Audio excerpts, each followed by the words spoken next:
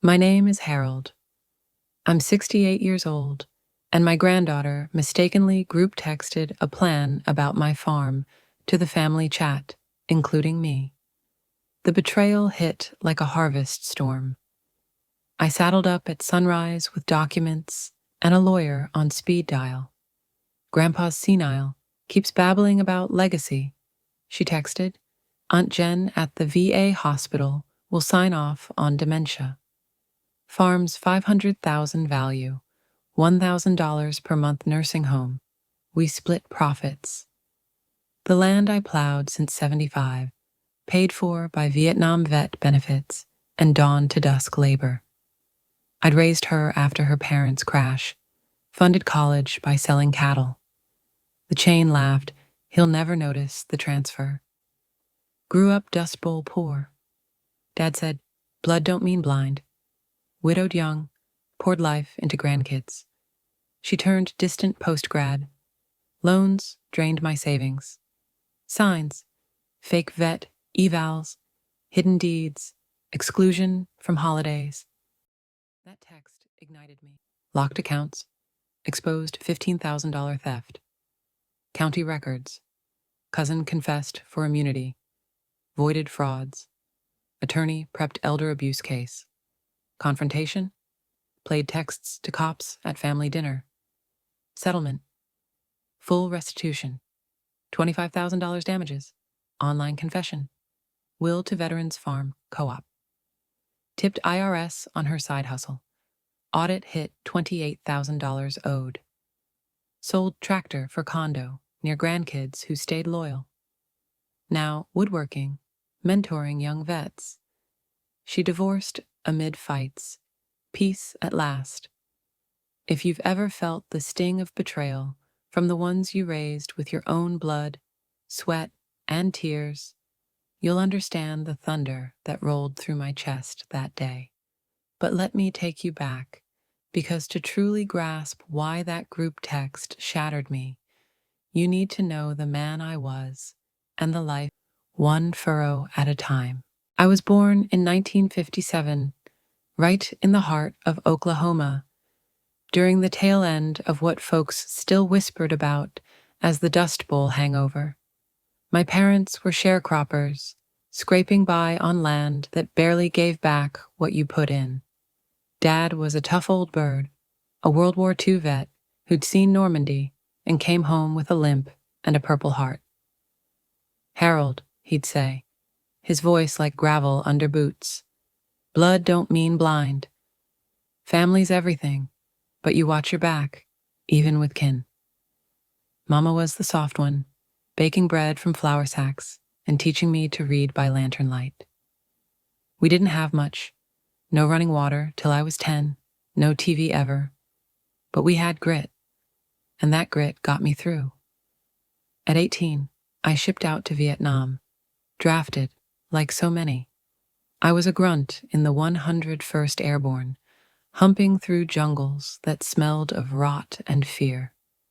Saw things no boy should, friends blown apart, villages burned. Came home in 75 with shrapnel scars on my leg and a head full of nightmares. The VA gave me benefits, but no hero's welcome. Folks spat on us at airports.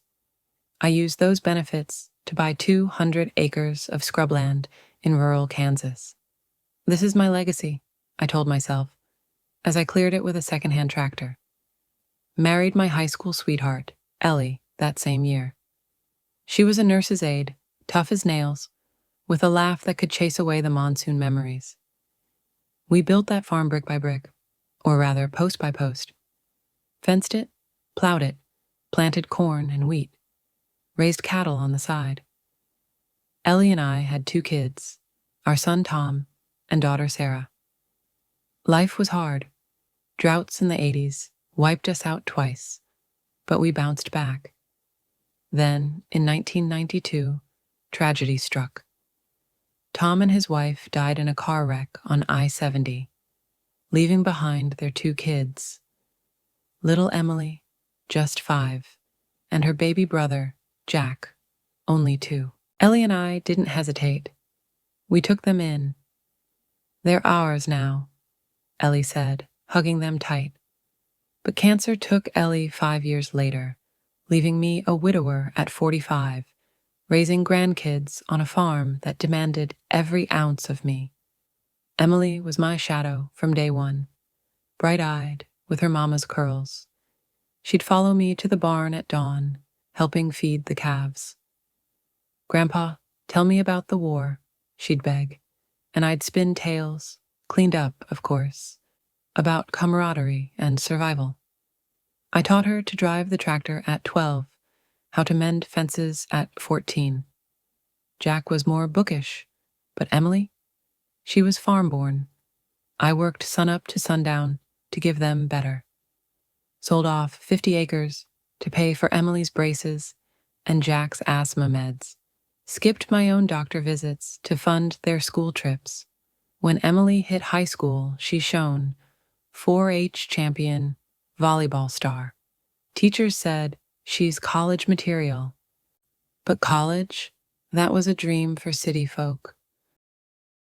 I made it happen, took out loans against the farm, sold half the herd. Emily went to Kansas State for agribusiness. "Grandpa," she said at graduation, tears in her eyes, "this degree's yours too. I'll make the farm thrive, modernize it, expand."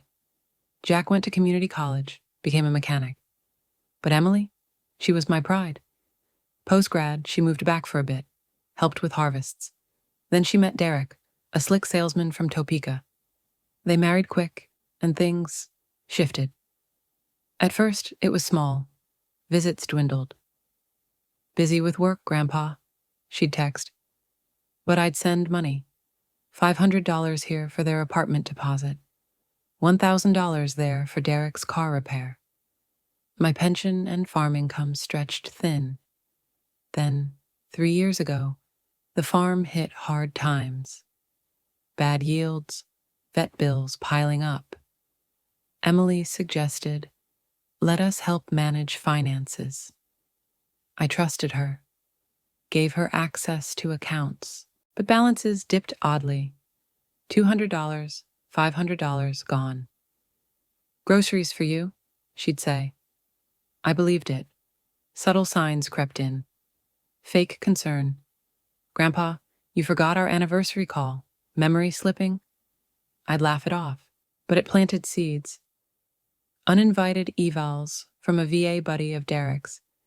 "Just checking your health, sir. Holidays? Excluded. Too far for you to drive at your age." Found out via Facebook they had a big Thanksgiving without me. Hidden deeds surfaced. I caught Emily rifling my safe once. "Just organizing, Grandpa." The group text exploded it all. It was a family chat. Me, Emily, Jack, Sarah. But Emily meant to start a subgroup without me. Ping. My phone lit up at supper. "Grandpa's senile, keeps babbling about legacy," she wrote. My fork froze. "Aunt Jen at the VA hospital will sign off on dementia. Farm's $500,000 value, $1,000 per month nursing home. We split profits." Laughter emojis from Derek. Jack replied, "Wait, what?" "This is the family chat. Grandpa's on it." But the damage was done. Chain continued. He'll never notice the transfer. We've got the power of attorney forged, easy with Jen's help. My world tilted. This farm, bought with VA blood money, nurtured through loss. Raised Emily here after her folks died. Sold cattle for her tuition, $20,000 total. And now, plotted to declare me nuts, steal it, dump me in a home. Rage boiled, but Dad's words echoed. Blood don't mean blind. I didn't confront yet. Printed the texts, saddled my old horse, calms the mind, rode the fields till dawn. Next morning, plan set. Dressed in my Sunday best, boots polished, Stetson straight. First, bank. Froze accounts. Teller paled. "Mr. Harold, unauthorized withdrawals, $15,000 over 6 months, all to Emily's name. Forged signatures. I filed fraud alert, changed everything. Second, county records. Jen was Emily's aunt by marriage. Virginia nurse with access. I drove there, recorder in pocket. Jen, I said, casual-like, heard you're helping Emily with farm papers. She fidgeted, showed her texts. This is elder abuse. Felony. Tears flowed. Emily pressured me, said you'd forget anyway. Confession signed, voided all frauds, including fake POA. Third, my old army buddy, now elder law attorney in Wichita. Harold, we've got him cold. Prepped suit, fraud, theft, conspiracy. Evidence stack, texts, bank records, Jen's confession. Confrontation, family dinner, I called. Urgent farm talk. They came. Emily, Derek, Jack, loyal, shocked, Sarah. Played texts aloud via speaker. Emily blanched. Grandpa, it's a joke. Derek bolted for door. Cops waiting. Attorney tipped. Chaos. Screams. Denials. You stole $15,000. Forged docs. Planned to institutionalize me. I roared. They begged settlement. Attorney negotiated. Full restitution. $15,000 back. $25,000 damages for pain. Public online confession. We admit fraud against Harold. Faked dementia for farm theft. He's competent. We were greedy. Posted on Facebook. Local forms. Changed will. Farm to Veterans Co-op. Helps wounded warriors learn farming. Tipped IRS anonymously. Emily's side hustle. Online cattle sales. Unreported. Audit hit.